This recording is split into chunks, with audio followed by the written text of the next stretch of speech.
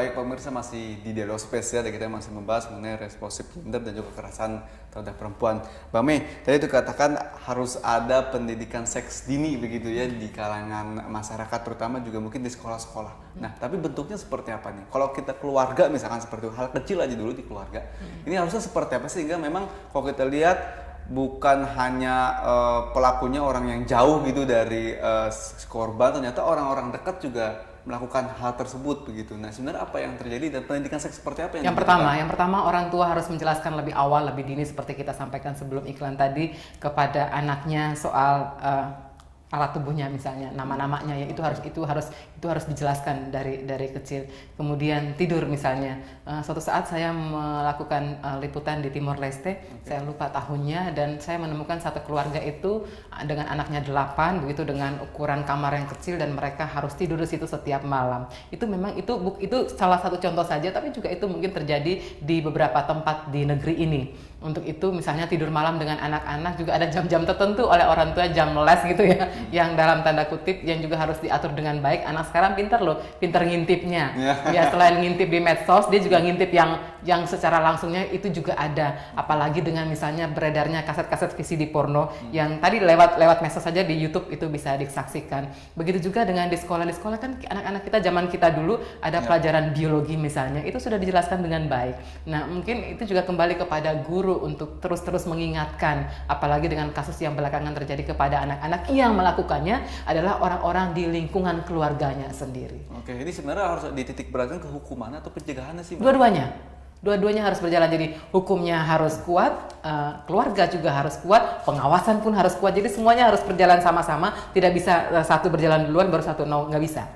Oke, jadi harus bersamaan ya, dari pencegahan dan semua harus bersamaan. Oke. Ya.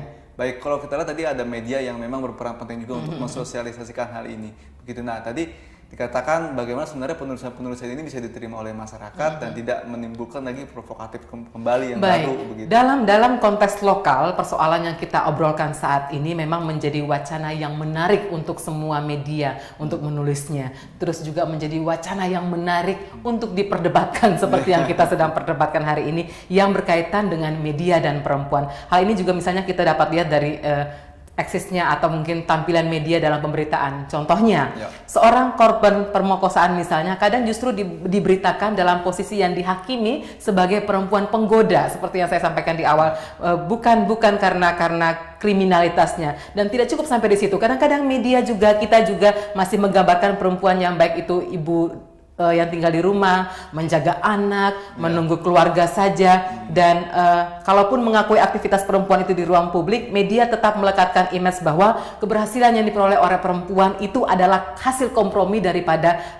laki-laki, bukan karena prestasi perempuannya saja. Nah, itu harus yang kita perhatikan. Jadi penyajian informasi pada media massa tidak terlepas dari wartawan sebagai pencari dan juga penulis beritanya untuk juga responsif terhadap berita-berita gender dan anak. Oke, seharusnya seperti apa? Kalau kan tadi wanita perempuan yang baik-baik adalah wanita yang tumbuh di rumah, menjaga anak. Tapi kan sekarang ini zamannya sudah sangat beda sekali. Perempuan juga beraktivitas bebas mereka di luar gitu. Bahkan kalau dari kaca politik juga sudah ada berapa persen begitu untuk mereka bisa menduduki kursi-kursi politik. Kadang-kadang orang bilang begini, kita jurnalis perempuan ya, nggak enak ya jadi jurnalis perempuan, pulangnya cuma sore aja karena malamnya harus ngurus keluarga, saya enggak. Justru saya menikmati saja begitu menjadi jurnalis perempuan. Tidak ada halangan kita harus keluar di pagi saja atau siang saja. Enggak juga, tergantung bagaimana kita menjaga diri kita dengan baik. Itu perempuan. Yang berikutnya soal wartawan. Kita ngomong soal wartawan sebagai unsur penting dalam media massa. Itu harus terbuka terhadap isu gender. Jadi jangan isu ini dibikin sebagai isu yang tidak seksi. No.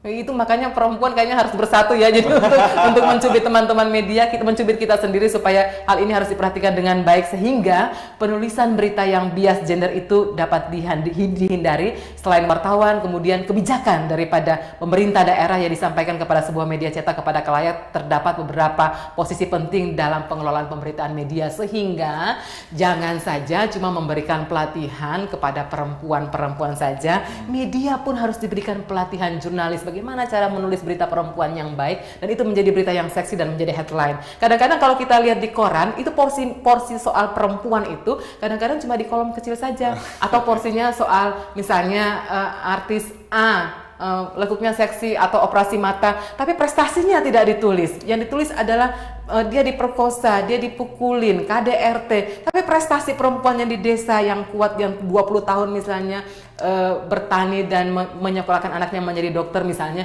itu tidak ditulis dengan baik. Nah ini yang harus diperhatikan dengan baik oleh media kita. Oke, jadi harus ada porsi tertentu begitu yang diberikan untuk ruang perempuan bisa berekspresi di situ. Ya, jadi misalnya Tapi tidak hanya negatifnya, tapi misalnya yang di positifnya. TV-TV sekarang kita lihat Ya. program buat perempuan berapa persen yang disebutkan. Dari 100% paling cuma 10%. Kadang-kadang ada, kadang-kadang datang cuma tertentu saja. Kalau hari Kartini, kalau hari Ibu, nah kalau ini nih, kalau ada kalau ada berita kekerasan perempuan, baru perempuan diajak bicara. Padahal enggak, coba berikan porsi yang baik kepada perempuan dan anak untuk bicara, untuk banyak bicara juga. Misalnya dulu kalau zaman dulu di TVRI atau TV-TV yang lain saya nggak tahu, itu ada jam-jam khusus untuk tayangan anak-anak misalnya.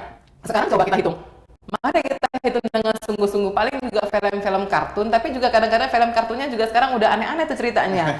Sinetron-sinetron dengan tema percintaan sekarang hadir di jam-jam prime time yang juga itu dinonton oleh anak saya yang misalnya masih usia 5 tahun, 6 tahun, dia sudah tahu judul lagu misalnya. Judul lagu sekarang, anak-anak sekarang mana mau nyanyi lagu Balonku. Paling lagi nyanyi Jatuh Cinta Lagi atau Putus Lagi. Coba anak umur 7 tahun sudah mulai dengan mendengungkan, mesenandungkan lagu-lagu seperti itu. Mau jadi apa anak Indonesia saat ini? Oke, bahaya sekali begitu kalau kita lihat ini ya. Mau jadi apa anak Indonesia saat ini? Iya. Luar biasa. Saya kira tahan dulu, Bang Peter Cynthia, kita akan balas seperti dari pariwara, tetap di Dialog Spesial.